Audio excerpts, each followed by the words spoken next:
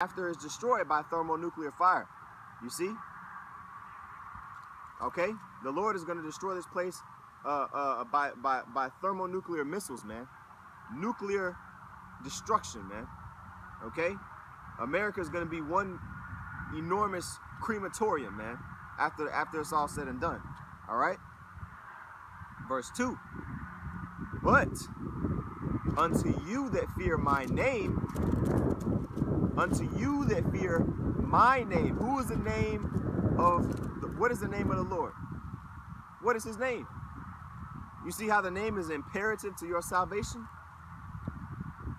But unto you that fear my name shall the Son of Righteousness, arise with healing in his wings. And you shall go forth and grow up as calves of the stall. So that is when we're going to be brought into our land. Okay? That is when we're going to go forth and prosper and have children. Okay? And live forever, man. Okay? Right now, we are not in our kingdom. You see? All right? This is not our rest, man. Pursuant to Micah chapter 2, verse 10. Okay? Verse 3. Okay, and what, again, too, why does the Lord need to heal? In verse 2, where it says, healing in his wings, the Son of Righteousness shall arise with healing in his wings. We know the Son of Righteousness is Yahushua. When it says, he shall arise with healing in his wings, why does he need to heal? Why? Why would the Lord need to heal if we were already whole? You see? You see? This is Matthew chapter 5, verse 3. Blessed are the poor in spirit, for theirs is the kingdom of heaven.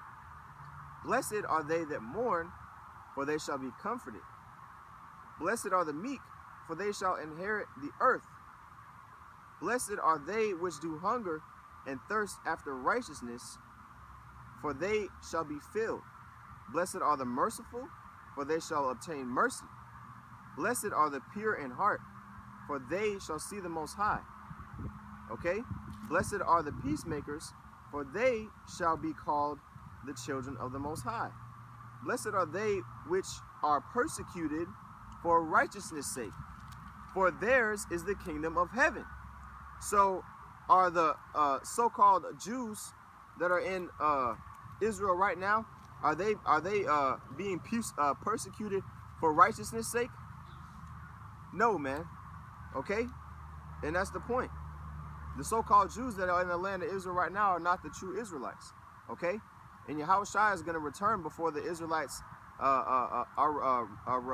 return back into their own land. Okay? Let me get this last verse back in Malachi chapter 4, verse 3. And ye shall tread down the wicked, for they shall be ashes under the soles of your feet. In the day that I shall do this, saith Yahweh of hosts. This has not come to pass yet. Okay?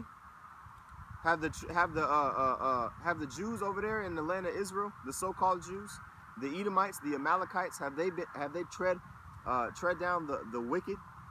They are the wicked, man. So that doesn't make sense. It's a process of elimination.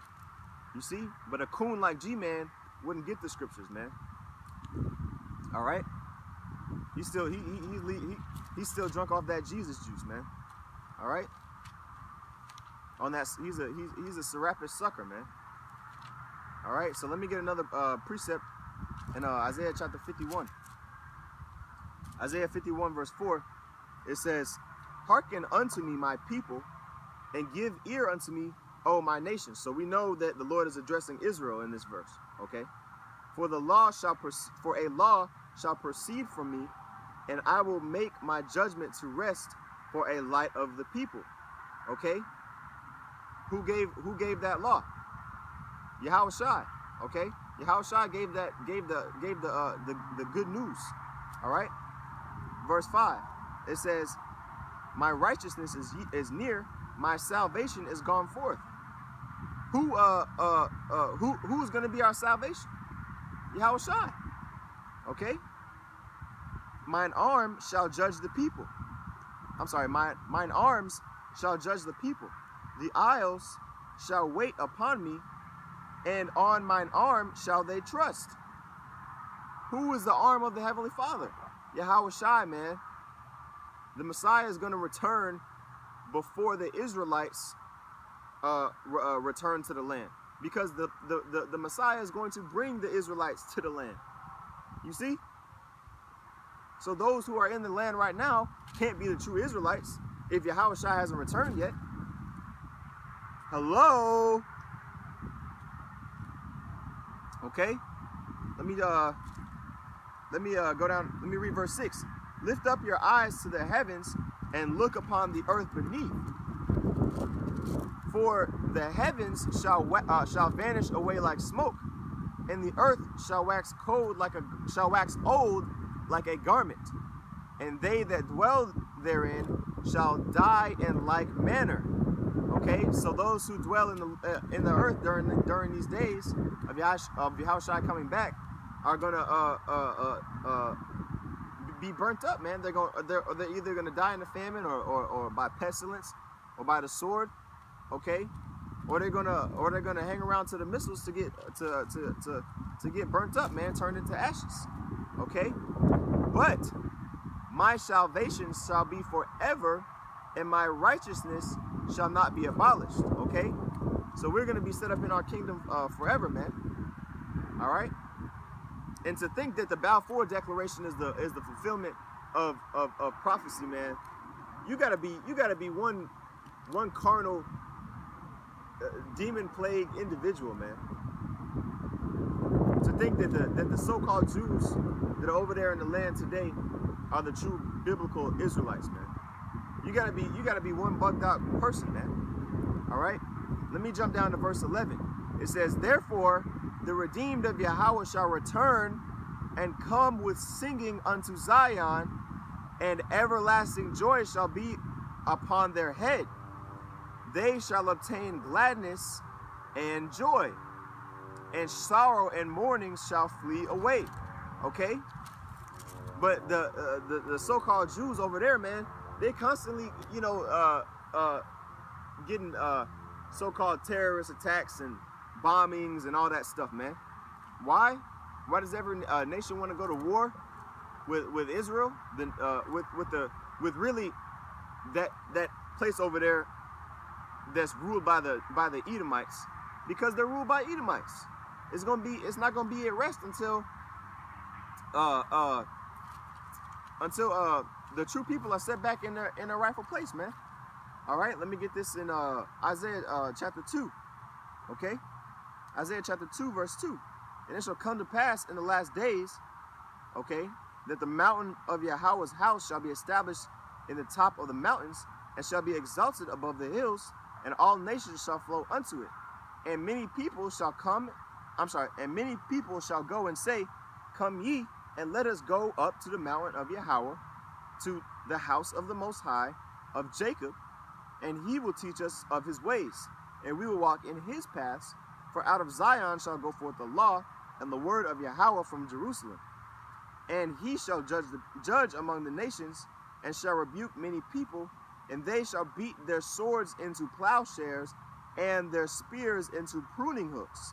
Nation shall not lift up sword against nation, neither shall they learn war anymore." Okay, and so this is talking about after Yahushua establishes his kingdom, and after these nations come and say, "Oh, the Lord is surely in you," speaking to the elect. The Lord, the nations are going to confess, man, that the Lord is dealing with us, and they're not going to war anymore. But what are the nations doing right now with the so-called Jews in the land right now? They're going to war. There's constant ISIS skirmishes and proxy wars going on in that area, in the valley of Jehoshaphat. Okay? Why? Because we're not in the kingdom of heaven right now. The devil is still ruling. You see? The people are mourning, man. They're rebelling against the so-called white man. They have a problem with him because he's not the true Israelites. He's not the Israelites, and he's not the Israelite that the Bible speaks of, man. He's the Edomites. All right? Let's get another scripture in Isaiah. Isaiah chapter 24. And you got to go to these prophecies, man. No one of these prophecies are going to fail. All right? Isaiah chapter 24. I'm going to read at verse 19. It says, the earth is utterly broken down. And this is after really after Yahushua comes back. Or really this is before he comes back, but after the during the time of the destruction. Okay? Verse 19, the earth is utterly broken down. The earth is clean dissolved. The earth is moved exceedingly. The earth shall reel to and fro like a drunkard, and shall be removed like a cottage, and the transgression thereof shall be heavy upon it, and it shall fall and not rise again. Okay? It's talking about Babylon. Okay? Babylon the Great. Verse 21. And it shall come, which is America. Babylon the Great is America. Verse 21. And it shall come to pass in that day that Yahweh shall punish the hosts of the high ones that are on high. Who is on high right now? The elite banking families, those who claim to be the Jews over there in the land of Israel. Okay? The high ones who are on high, and the kings of the earth upon the earth. Okay? Starting with them, and then also these other heathen nations, man, who have drunken of that cup, drunken of that Babylon juice. All right? Verse 22. And they shall be gathered together as prisoners are gathered in the pit, and shall be shut up into prison, and after many days they shall be visited. Okay? And this is talking about after we just read in Psalms 149, during the time that we are back in our power, and we bind the kings of the earth with in fetters of iron. Okay, they're gonna be shut up in the prison, and after many days they shall be visited. After they're visited, after the Edomites are visited after 1,000 years, they're gonna be done away with, man. All right. Verse 23. Then the moon shall be confounded, and the sun ashamed, when Yahweh of hosts shall reign in Mount Zion and in Jerusalem, and before his ancients gloriously. Who are the ancients?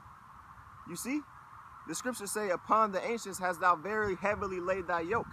That's talking about the Israelites, man, who are being oppressed. Okay? You see?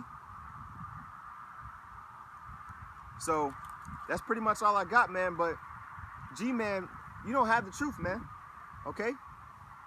The question of the Israelites being the so-called Jews that are in the land of Israel today, thinking that those are the true Israelites, man, that's absurd, man. Okay? And through the spirit of Yahweh Shem Shai, he allowed us to read these prophecies and understand the proper interpretation. Okay? So, the water for you brothers listening, I want to say, Call Allah Yahweh Shem Shai, double honors to the apostles and elders of Great Millstone, and peace and salutation to the elect of the nation of Israel. Shalom.